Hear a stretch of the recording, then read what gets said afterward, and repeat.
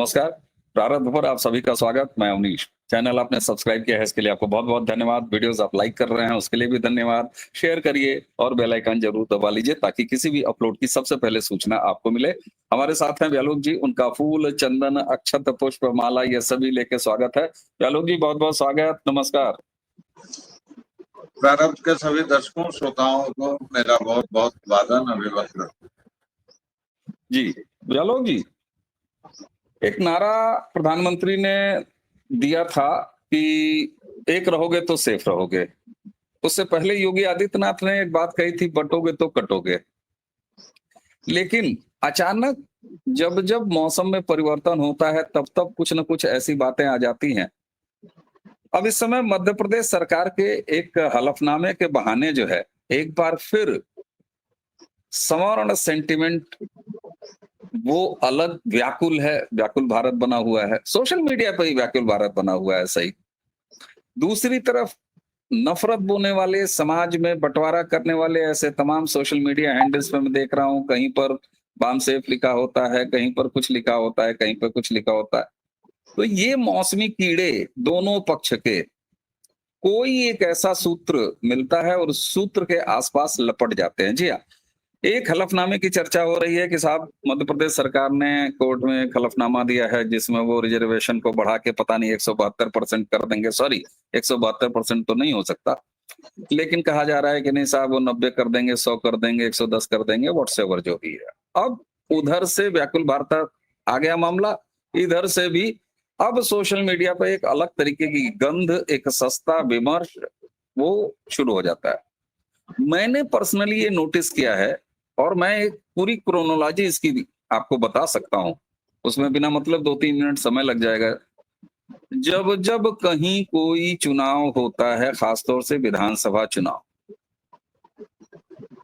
तब-तब इस तरह की कोई न कोई खुरापात दोनों पक्षों में से कोई एक पक्ष वो जो है बोना शुरू कर देता है और फिर सोशल मीडिया पे देख गाली, लेग गाली, या भीमटा, वाह भीमटा, ये बीजेपी को औकात दिखा देंगे, मोदी की ऐसी-तैसी, फलाने की, ढिकाने की, ये सब चालू हो जाता है। ऐसा क्यों होता है सर? ये मात्र संयोग है या प्रयोग? ये दोनों है, ये संयोग भी है और प्रयोग भी है। आप एक चीज जान लीजिए कि लोकशाही एक ऐसा तंत्र है कि जिसमें बंदों को गिना करते हैं, तोला नहीं करते। और इसीलिए ये सीधी सी बात है कि जब जब आप हिंदू होकर वोट देते हैं तब तब आप ताकतवर होते हैं, तब तब 303 वोट के साथ आपके काम होते हैं। उसी समय 370 जाता है, उसी समय राम मंदिर बनता है, उसी समय 3 तलाक होता है। अभी अगर आपकी कुछ अपेक्षाएं हैं, बची रह गई हैं सरकार से, तो वो 240 में दिक्कत होगी और दिक्कत हो रही है। न्यायिक सुधार की बात हम कर रहे हैं। अब वो एक अलग विमर्श फिर खड़ा होगा कि जब 303 था तब काहे नहीं किए। वो सब एक अलग बात है भाई, उस पर अब बहुत विवाद हो सकता है। सरकारी काम है, 70 वर्षों का पूरा जंग लगा हुआ सिस्टम है। इस सिस्टम को एक बार में ढहा भी नहीं देना है और इसके कल पुर्जे भी बदलने हैं। जैसे आपको भारतीय न्याय व्यवस्था कर देनी है, भारतीय न्याय संहिता कर देनी है। अब जजों के वो काले कोट छीनने का समय आ गया है, वो विग उतारने का समय आ गया है। तो वो सब एक लॉन्ग टर्म प्रोसेस है।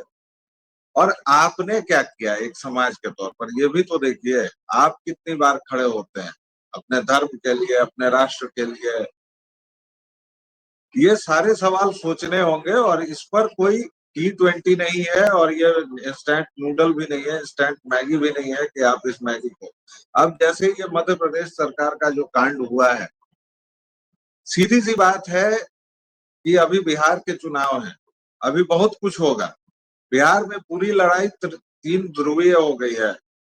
और जो दर्शक श्रोता ये कह रहे होंगे कि मध्य प्रदेश की बात है, हलफनामे की बात है, मैं कहाँ-कहाँ पर जा रहा हूँ और वहां नहीं आ रहा हूँ, इसलिए कि मैं ये सारे सूत्र, सारे बिंदु देकर जब आपको एक डॉट खींच दूंगा तो एक वाक्य से ज्यादा कुछ कहने की जरूरत नहीं रहेगी। बिहार में 3 मुद्दे हैं साहब। इंडिया अलायंस में चूंकि अभी तक चीजें ठीक नहीं हुई हैं और 2 से 3 दिन के अंदर चुनाव की घोषणा कभी भी हो सकती है, चुनावी तिथियां घोषित हो सकती हैं, तो अभी की रणनीति तेजस्वी की यही है कि वो केवल और केवल जाति पर फोकस करेंगे और ये कांग्रेस की रणनीति है कि इसके साथ साथ वो मियां भाई लोगों पर भी फोकस करेंगे या वोट चोरी उनका जो एक बकवास सा एजेंडा है वो करेंगे और पीके केवल और केवल भ्रष्टाचार पर फोकस करेंगे और बच गए सत्ताधारी गठबंधन तो वो अपने कामों पर फोकस कर रहा है और वो लगातार एक के बाद एक योजनाएं एक के बाद एक विकास के काम अपना जो भी है जिसको फ्री बीज कहते हैं वो भी आ रहा है 125 यूनिट बिजली हो या जो भी। अब इन सब के बाद अगर एंटी इनकम्बेंसी को काट दिया गया सर उसके प्रभाव को उसके दुष्प्रभाव को तो बचा क्या। और तब अगर हिंदू ने हिंदू की तरफ वोट दे दिया तो फिर ये तो शानदार जीत के दरवाजे खुल रहे हैं ना। 243 में 150 से ऊपर की सीटें आ जाएंगी तो इसको रोकना होगा। तो कैसे रोकना होगा। तो देखो आसपास की कोई घटना देखो कहीं पर कुछ हो रहा है क्या। तो हाँ साहब मध्य प्रदेश में ऐसा ऐसा कारनामा चल रहा है जिसमें सरकार ने ये दिया है और मध्य प्रदेश का ये पूरा मुकदमा क्या है किसी साहब से पूछिए। मुझे लगता है अधिकांश लोगों को पता भी नहीं होगा कि ये हलफनामा क्यों दायर किया गया है किस लिए दायर किया गया है। और अगर ये वो शब्द जो आपने कहा भीम क्या और क्या सब अगर ऐसी कोई बात होती ये तो मेरे भैया अपने शब्द नहीं है और इस शब्द से मुझे बड़ी नफरत है, लेकिन ये सोशल मीडिया का शब्द है क्योंकि ये सारा कलेश सोशल मीडिया पर बोया जाता है चुनाव के मौसम में। जमीन पर तो मुझे नहीं दिखता कहीं। ये हलफनामा किस लिए दिया गया है साहब। 14% से बढ़ाकर 27% ओबीसी आरक्षण 14 से 27 है साहब। 50 से 75 नहीं है जो बिहार में ऑलरेडी हो चुका है और बाद में वो हाईकोर्ट में मामला गया अभी वहां चल रहा है वो अलग मुद्दा है स्टे लग चुका है। लेकिन 75% बिहार में किया जा चुका है और आप इसको रोक नहीं पाएंगे बहुत दिनों तक। जितने लोग अचानक से आए हैं ना तथाकथित सवर्ण बन के उन सबको मैं ये कहता हूँ और 75% आरक्षण धीरे धीरे हो जाएगा आपके देश में। आप निश्चिंत रहिए क्योंकि आप मूल सवालों से जब तक नहीं टकराएंगे ऐसा ही होना है साहब। तमिलनाडु में 77% आरक्षण है already. It has happened already. ये मोशन में है। आप जबरदस्ती उसको कह रहे हैं कि हम रथ चक्र के सामने जगन्नाथ जी का रथ चक्र जितना बड़ा है वो अगर मोशन में है आप उसके सामने जाके रोक लेंगे साहब। नहीं रुकेगा ना। तो वो आना है आपको। मूल सवालों से अगर टकराने की हिम्मत है तो टकराइए फिर उसका जवाब मिलेगा। लेकिन आप अभी व्यस्त किस में है। आप भीमटा में व्यस्त हैं आप ठाकुर में व्यस्त हैं आप गुर्जर में व्यस्त हैं आप इसमें व्यस्त हैं आप उसमें व्यस्त हैं। तो आप रहिए और इसका मतलब अभी तुरंत नीचे आएगा कि हाँ तो 75% आरक्षण का आप भाई मैं तो 1% आरक्षण का भी समर्थन नहीं करता। इससे क्या फर्क पड़ता है। मैं तो इस संविधान का भी गहलोत कई जी, बार कहता हूँ कि ये संविधान कॉपी पेस्ट है। इस संविधान से का मतलब ही नहीं है कुछ। तो इससे क्या गहलोत जी, फर्क पड़ता है। जी गहलोत जी, हम आप उस दौर के बच्चे रहे हैं जिस दौर में मंडल आया और पहली बार ओबीसी आरक्षण आया, ठीक है ना। जी जलते हुए बच्चे भी देखे हमने, लाठी भी खाई, आंदोलन था, निकल गए थे। स्टॉप रिजर्वेशन सेव इंडिया की टी शर्ट पहन के मुझे अभी भी याद है। इंजीनियरिंग कॉलेज से जैसे ही बाहर निकले, अगवाड़ा पिछवाड़ा सारा जो है उत्तर प्रदेश पुलिस के डंडों ने जो है कायदे से लाल कर दिया था। तो हम तो उस दौर के बच्चे हैं। लेकिन ऐसा तो हुआ नहीं कि खत्म हो गया, वो हुआ। अब हुआ तो हुआ, ये एक बड़ी बहस है। लेकिन मैं फिर आपसे ये जानना चाह रहा हूं कि हम असली मुद्दों को, जो वाकई मुद्दे हैं और जो किसी बाहर वाले की बात नहीं है, ये तो वही वाली बात है ना, सारे हिंदुओं एक हो जाओ, एक रहोगे तो सेफ रहोगे, बटोगे तो कटोगे। अब बटोगे तो कटोगे और एक रहोगे सेफ रहोगे, इन दोनों को अगर वाकई में जीना है, अप्लाई करना है, तो भाई थाली की रोटी जरा दाएं करो जरा बाएं करो, ये तो हमारे अंदर घर की बात है ना। इस घर की बात को जब तक भी ये अगर निकल के सामने आती है, तो फिर हम वही शुतुरमुर्ग कि नहीं चलो मुंडी छुपा लेते हैं बालू में, नहीं होगा नहीं होगा, मर जाएंगे, मार देंगे। आपने अभी कहा कि जब तक इन मुद्दों से आप जी चुराएंगे तब तक कुछ नहीं होने वाला है सिवाय नकारात्मकता के। क्यों भाई, हम लोगों ने तो देखा ना मंडल कमीशन, और उसके बाद हुआ। आप ही की बात को मैं आगे बढ़ा रहा था जी। मैं ये कहना चाह रहा हूं कि एक दो प्रवृत्तियों पर ये जो तथाकथित दक्षिणी टोला है, हालांकि भारत में तो दक्षिण पंथ वामपंथ क्या है, वामपंथ भी नहीं आया दक्षिण पंथ भी नहीं आया, तो ये तो फिर से एक अलग वीडियो का विषय है। लेकिन जो तथाकथित दक्षिणी टोला है उसको दो चीजों पर बहुत गौर करने की जरूरत है। एक तो कौआ कान ले गया भाई, प्लीज, कानवा पास है ना, हाथ से छू सकते हैं, देखिए कौआ नहीं छुआएगा।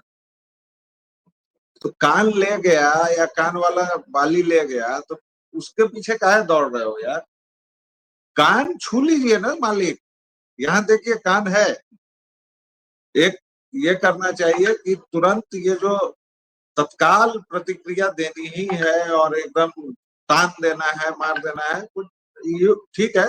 हम लोग उस पेशे में हैं जहां तत्काल देने पर व्यूज बढ़ते हैं, लाइक्स आती है, ठीक है। लेकिन एक बार रीचेक कर लेना चाहिए, तथ्यों को जांच लेना चाहिए। तो एक तो पहली बात तो मुझे ये नहीं समझ में आया कि 14 से 27% इतने कम पर क्या है भाई?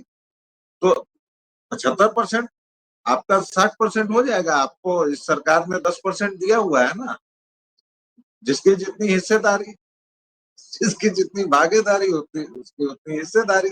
आप कुल मिला के चार जातियां भाई, कहीं 10%, कहीं 15%, तो एडजस्ट कीजिए। है उधर 85% है तो उसको 75% अब किया जा रहा है, धीरे धीरे सब जगह हो जाएगा। इसको मजाक समझना है तो आप मजाक समझें, इसको हकीकत समझना है तो समझिए। लेकिन समस्या वही है और समाधान वहीं से निकलेगा कि आपको बैठना पड़ेगा, आपको सोचना पड़ेगा, आपको अपने समाज के बारे में सोचना पड़ेगा। वरना आप खंड खंड इसी तरह होते रहेंगे और काटे जाते रहेंगे, क्योंकि आपको कितनी जगह से काटा गया है ये तो आपको खुद ही पता नहीं। और दूसरी बात, एक तो तत्काल प्रतिक्रिया न दें, और दूसरी बात कि प्रतिक्रिया दें तो बड़ा सोच समझ के विचार के दें कि आपकी प्रतिक्रिया से कितना कहाँ क्या असर होने वाला है। मैं ये नहीं कहता कि आसमान टूट पड़ेगा या जिन्नात निकल पड़ेंगे, नहीं। लेकिन अगर आपके कहने का 100 लोगों पर भी असर होता है तो ऐसी बात कहने का प्रयास करें जिससे कम से कम दंगा फैलने की, झामझाम होने की, झगड़ा होने की, फसाद होने की आशंका हो। भाई आप अगर इन्फ्लुएंसर हैं तो उस मुताबिक बरतिए ना। अचानक से, और कब की रिपोर्ट? 1983 ईस्वी की रिपोर्ट है मालिक। उस समय क्या क्या हुआ है आपको पता है इसी देश में? अब फिर से वही पुराने पन्ने में खोलने लगूं। आप लोगों को लगता है कि आज ही हुआ। मिथिलांचल में एक कहावत है कि सावन में जन्म ले डेंग तो काल के भादो में जे कतेक बाढ़ भेले देखबे नहीं के लिए। मतलब सावन में आप पैदा हुए और भादो की बाढ़ को देख के कह रहे हैं कि इतनी बाढ़ कभी देखी ही नहीं। ऐसा नहीं है मित्र। अरे इसी देश में ईवी रामास्वामी हुआ है जिसने ब्राह्मणों की चुटिया काटने और अपने लोगों को बाकायदा टास्क दिया है, संविधान जलाया है। इसी देश में ज्योतिबा फुले नाम का एक आदमी हुआ है जिसको आप महापुरुष मानते हैं। उसकी किताब गुलामगिरी उठाइए, आपकी आंखों में खून उतर आएगा। आपके देवी देवताओं के बारे में जो बातें उसने लिखी हैं, लेकिन वो किताब अभी भी छपती है भाई और बिकती है। आपकी मनुस्मृति को जला दिया जाता है। तो कहाँ के मसले हैं और आप कहाँ कहाँ उलझ रहे हैं भाई? आपका एक बड़ा हिस्सा क्रिश्चियन हो चुका है, आपका एक बड़ा हिस्सा मुस्लिम हो चुका है, और आपका एक तीसरा हिस्सा ये जो नव बौद्ध हो रहे हैं या जिनको आप ये कह रहे हैं ये उन दोनों से अधिक कट्टर होने जा रहा है। आपको इसको एसिमिलेट करके रखना है कि इसको भगा के रखना है, कैसे करना है वो आप तय करेंगे सरकार। वो हम केवल इशारा कर सकते हैं, बता सकते हैं। हमारा काम जो है हम कर रहे हैं। एक समाज के तौर पर हम लोग कैसे हैं, क्या हैं? आपकी बगल में एक परिवार है झोपड़ी में, साहब उसके घर में खाना पक रहा है कि नहीं पक रहा है आपको मतलब नहीं है, और आप बात करते हैं वृहत हिंदू एकता की। कैसी बात करते हैं आप गांव में जाइए साहब, क्यों सबसे तथाकथित निचले तबके पर ये हमला करते हैं, चाहे ईसाई हो चाहे मुसलमान हो? इसलिए कि आप उन तक पहुंचते ही नहीं है। जब पूरा उत्तर पूर्व लूट गया तब, हालांकि संघ बहुत पहले से प्रयास कर रहा है, लेकिन हाँ, एकल विद्यालय हो या वनवासी कल्याण आश्रम हो, कर रहा है। लेकिन संघ की ताकत इतनी कम है चर्च के मुकाबले। चर्च के पास पैसा इतना है कि संघ पूरी तरह उस चीज को टैकल नहीं कर पाएगा और नहीं कर सकता है जब तक वृहत हिंदू समाज इसके बारे में नहीं सोचेगा। आपके बगल में एक रामू है, वह रातों रात परिवार बदलकर आप देवी देवताओं की मूर्तियां खंडित कर जीसस के लॉकेट पहन लेता है, आपको पता नहीं चलता है साहब। और आप आरक्षण की बात करते हैं। मैं तो कहता हूं 100% आरक्षण दे दो यार, क्या फर्क पड़ता है? 100% दे दो। मुद्दा कहीं और है ठीक है। मालिक, मुद्दा कहीं और है, हम मुद्दा लोग कहीं और। कहीं और देख रहे हैं। इसलिए दृष्टि बिल्कुल साफ ठीक बात। कीजिए सज्जनों, और बैटरी कभी भी जा सकती है तो इसलिए मैं बिल्कुल ठीक कहूंगा बात है, कि बिल्कुल अपनी ठीक बात है। और वाक़ई समस्या कहीं और है, समाधान हम कहीं और खोज रहे हैं। और अगर यही होता रहा तो एक तरफ बृहद हिंदुत्व की बात, संगठित हिंदुत्व की बात ये, और दूसरी तरफ हम कुछ भी नहीं देंगे, तुम्हारे तरफ देखेंगे भी नहीं, अगर कुछ ऐसा होगा तो कौवा कान ले गया कह के उड़ जाएँगे। ये दोनों चीज़ें एक साथ नहीं चल सकती। कहीं न कहीं हमें आत्म चिंतन करना पड़ेगा, आईना देखना पड़ेगा, खुद के लिए देखना पड़ेगा। क्यों? क्योंकि ये वाक़ई युद्ध काल की स्थिति है। अगर अब नहीं हमने अपने अंदर चिंतन किया और सुधार किया, तो फिर ये नारे नारे ही रह जाएँगे कि बँटोगे तो कटोगे और एक रहोगे तो सेफ रहोगे। क्योंकि फिर हम बढ़ते भी रहेंगे, कटते भी रहेंगे, ना हम कभी एक हो सकेंगे। अगर ये स्थिति रही, तो फिर कभी सेफ हो भी नहीं पाएँगे। व्यालोक जी ने बिल्कुल खरी-खरी बातें, थोड़ी कड़वी लगी होंगी बहुत सारे लोगों को, लेकिन हर बार आप घी से चुपड़ी रोटी नहीं खा सकते, ना खिला सकते, क्योंकि पेटवा खराब हो जाएगा महाराज, पेट खराब हो जाएगा। इसलिए पाचन शक्ति सही रहे, इसके लिए कभी खुरदुरी रोटियाँ भी खानी चाहिए। व्यालोक जी, आपने हमें समय दिया, आपका बहुत-बहुत धन्यवाद। दर्शकों, इसी के साथ आज की चर्चा यहीं समाप्त करेंगे। चैनल आपने सब्सक्राइब किया है, आपका बहुत-बहुत धन्यवाद। वीडियोज़ को लाइक आप करते हैं, थोड़ा बढ़ाइए और शेयर कीजिए, उसी के साथ बेल आइकन ज़रूर दबाइए। तो अब ये चर्चा यहाँ समाप्त। हमें और व्यालोक जी दोनों को आज्ञा दीजिए। नमस्कार, प्रणाम, जय जय श्री राम।